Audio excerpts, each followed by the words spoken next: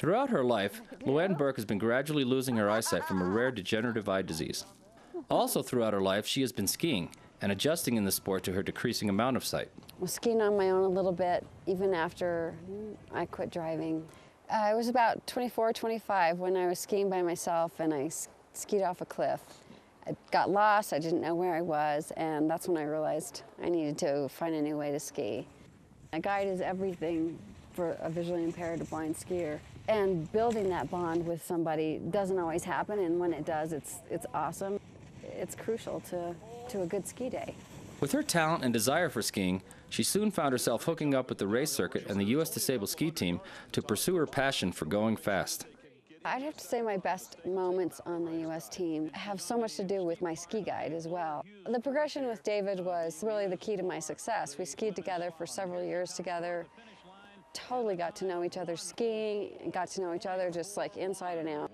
I would have to say the highlight of our skiing, you know, we did a lot of downhill, we did a lot of speed. I loved downhill. But I'd have to say the most difficult thing was to do a beautiful, perfect slalom course, because it's so much harder. I mean, it was just turn after turn and getting it right and being on. And at the end of our skiing career together, we just nailed it. After her rocket ride on the race circuit, Luann lived in the mountain community for a few years and became a great free skier while finding different guides and skier friends to ski behind. But then she took many years off from the mountains and skiing to pursue her other calling, as an artist. I am a sculptural artist right now, and when I work, I basically work from a mood, from a feeling inside myself, and just begin to work. And I am trying to express some kind of human feeling, and I hope that I do that, and I think that I do, because people really respond to it. After getting established in the art world, she returned to skiing again. I can't believe I didn't ski all these years. It was great to be back on my skis. It was just unbelievably great. I feel like I'm completely opened up again and ready. Just after I started skiing again this winter, this is the next piece that I made. By far, it's one of my favorite pieces. Skiing definitely opened up my creative flow, the movement. Movement stirs creativity, and doing that again and feeling good and feeling a sense of myself that I hadn't felt for such a long time again.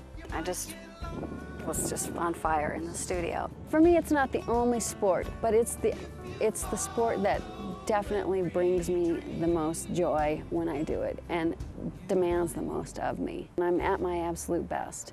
And when I leave from skiing and go back to the city and do whatever I do, I've been at my best, and I feel my best, and I produce the best work that I can do. I have some vision, so I'm always trying really hard to see. And when I just give that up and go, okay, I can't see, I gotta just really rely on this person and what I'm feeling, I feel like those are some of my best days. And when you do what you're supposed to do, when you let go and just feel things, then it all goes better. I keep my friends eternal. We leave our tracks in the sand. Teresa Fancher has also lost more and more vision throughout her life, but in much more dramatic increments. In the midst of doing her story, her final remaining retina detached while just walking at home, and she underwent various surgeries just to regain and maintain a small bit of sight. My vision's constantly changing and it's decreasing, and so every year is a little bit different, but the skiing has always been important. Skiing's a huge part of my life. I wouldn't give it up. It's just a known fact that there's a risk, but you know what, I could fall on some ice and hit my head and do the same thing, so I'd way rather not live my life by the what if factor and do what I want to do. And you know what, my vision will probably go someday anyway. I would prefer to keep it forever, but I'm not gonna stop doing everything just because of fear. After her latest severe loss, Teresa clicked in and skied for the first time ever with virtually no sight at all. It was a lot of fun. I was a little nervous just because I didn't know what the vision was going to be, since I'm still in the recovery process from my surgeries, but it was great. Letting go of the vision is a huge part, and knowing to keep your legs soft. And as I progress and the more I ski and the more confident I get with listening more versus visually seeing her, it'll get a lot better. Teresa has woven a great career in with her skiing. I'm a massage therapist right now, and I work mostly with injury rehab, and I got into it because my arm was going numb, and a massage therapist was able to help me out and fix it the first time she worked on me. So I thought, what a great way I could be in the medical profession without having to use my eyes. I love my job, I love what I do. It's new every day, and the best part is people are always happy to see it when they're coming in. A lot of my clients who are big time into skiing, they say, hey, come up with me. So that's where I meet a lot of my guides, actually. There you go. I find that a lot of people are really excited about it and want to learn. So if anyone's, I'll go with anyone that's interested. Okay, then the pole switched to the right again. Peter B. became interested in guiding blind skiers long ago. I get out of it almost as much as what the skier gets out of it, but I feel almost fortunate to be the person facilitating how it affects the skier. Let's slide out, and we'll get a little speed, and our first turn will be to our left. Okay, here we go. Slide, slide. It's patience and people skills, but I think awareness and having the ability to listen. The most fun I had were probably the things that were the most challenging. Going fast, looking out for someone's safety who's visually impaired is kind of intense.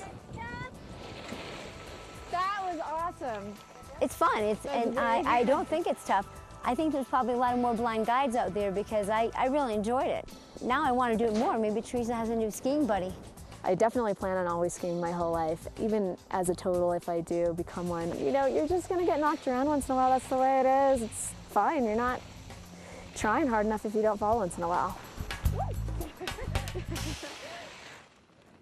Third A right, third A left, third A right, third A left. Eric Weidenmayer became totally blind as a teenager and took up skiing many years later as an extension of his rock climbing and mountaineering pursuits. You can, take all day to get to the summit, and you can be down in an hour on skis. So that's really why I started skiing. I wanted to be able to be a better mountaineer and access the backcountry better.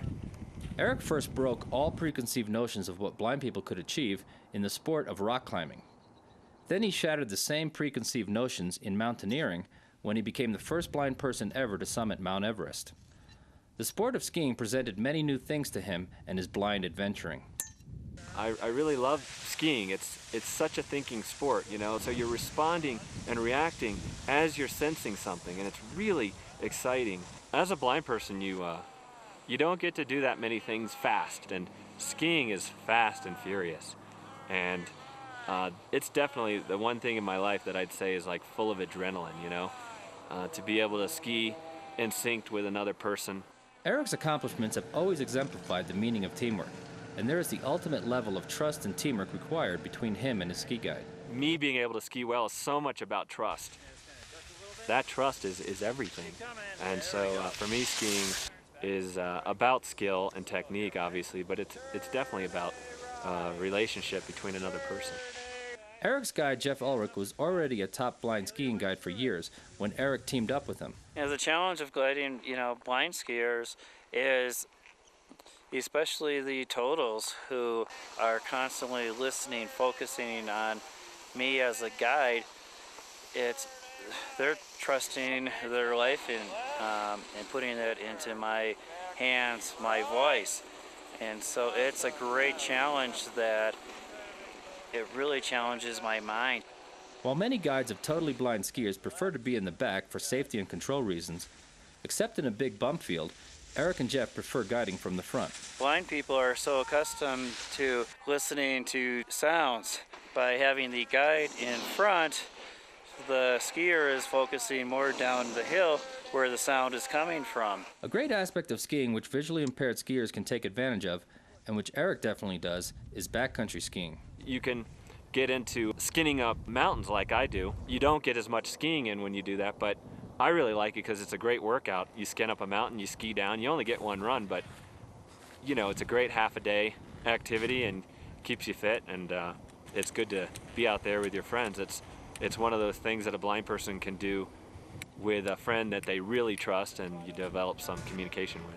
Usually you get a big section that you ski down that's really wide open. I mean, there's like practically nothing to hit, and obviously that's good for me. skiing, I can't compare skiing to anything that I might do.